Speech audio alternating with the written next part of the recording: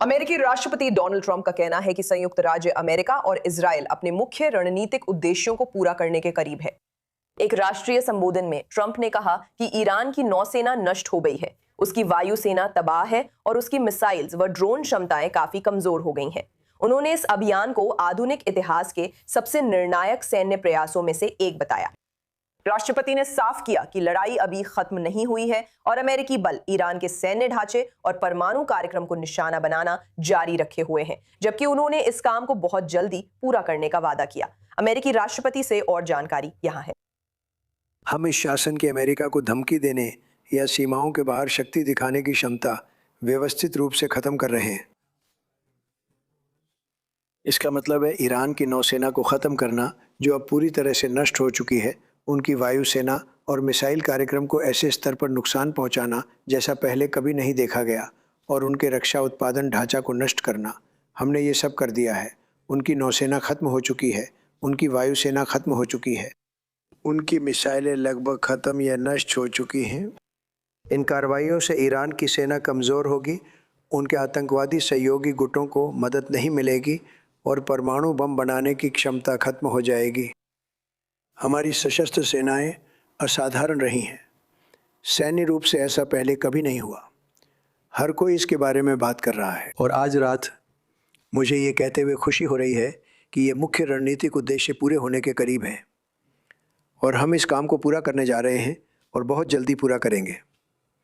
हम बहुत करीब पहुंच चुके हैं। मेरे साथ रायन बुल है, रेन के मध्य पूर्व और उत्तर अफ्रीका विश्लेषक।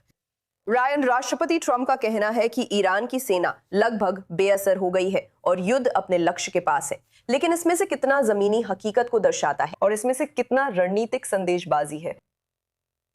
इस आकलन में मिला जुला मामला है, क्योंकि अमेरिका और इजराइल ने ईरान की सैन्य संपत्तियों, खासकर नौसेना और उसकी बची खुची पारंपरिक वायुसेना का बड़ा हिस्सा नष्ट किया है। उसकी कई उच्च स्तरीय मिसाइल, ड्रोन प्रणालियों और निर्माण क्षमताओं पर भी हमला हुआ है। ईरान का बड़ा आकार दिखाता है कि वो ऐसे हवाई अभियान को झेलने की क्षमता रखता है।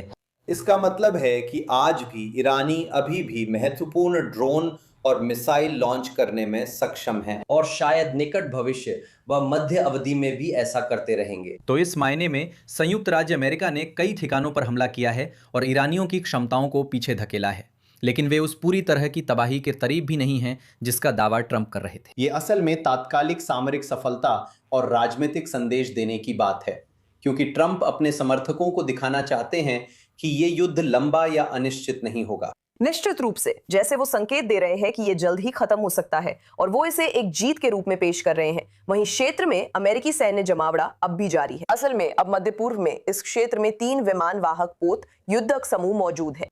क्या ये वॉशिंगटन की अगली चाल का संकेत है?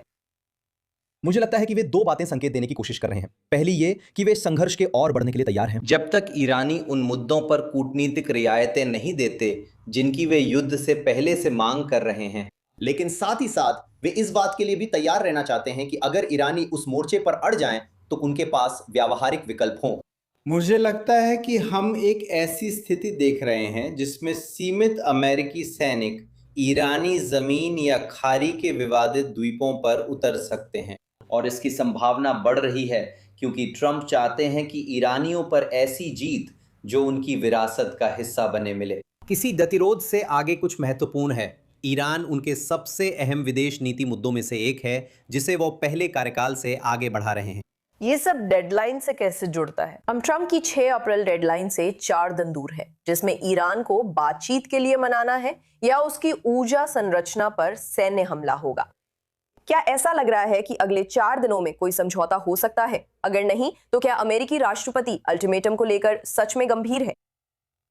तो मुझे नहीं लगता। मैं अगले कुछ दिनों में किसी समझौते को लेकर ज्यादा आशावादी नहीं हूं। ईरानी संकेत दे रहे हैं कि वे क्षेत्र भर में अपने हमलों के साथ डटे रहेंगे और जवाबी कार्रवाई करेंगे, क्योंकि आखिरकार ईरानियों के लिए वे सिर्फ इस युद्ध के बारे में नहीं सोच रहे हैं, बल्कि अगले संभावित युद्ध के बारे में भी सोच रहे हैं। अगले युद्ध को रोकने के लिए उन्हें अमेरिका को इतना आर्थिक और राजनीतिक नुकसान पहुंचाना होगा ताकि ट्रंप भविष्य में कोई अभियान चलाने से रुकें। तो अगले कुछ दिनों में मुझे संदेह है कि ईरानी इस लक्ष्य को हासिल करने के दौरान अमेरिकियों को इस मोर्चे पर कोई बड़ी रियायत देंगे। अब ट्रंप की समय सीमाएं हमेशा बहुत लचीली होती हैं, वे आती जाती रहती हैं। हमने यह रूस यूक्रेन के साथ देखा है, हमने यह शुल्क के मामले में भी देखा है। ये खुद तय की गई समय सीमाएं हैं और ऐसा कोई दबाव नहीं है जो उन्हें हमला करने के लिए मजबूर करे। अगर उन्हें लगे कि विश्वसनीयता दांव पर है तो वे ईरान के ऊर्जा क्षेत्र, बिजली, पावर प्लांट्स और तेल सुविधाओं पर बड़ा अभियान चला सकते हैं। लेकिन अगर वे ऐसा करते हैं तो उन्हें अच्छी तरह पता है कि इससे ईरान की तरफ से खाड़ी अरब देशों की ऊर्जा सुविधाओं पर जवाबी हमला हो सकता है, जिससे ऊर्जा बाजार का मौजूदा झटका और भी बदतर हो सकता है। रायन बुल, आपके विचारों के लिए धन्यवाद। i24 न्यूज इंग्लिश पर आज शाम हमारे साथ जुड़ने के लिए शुक्रिया।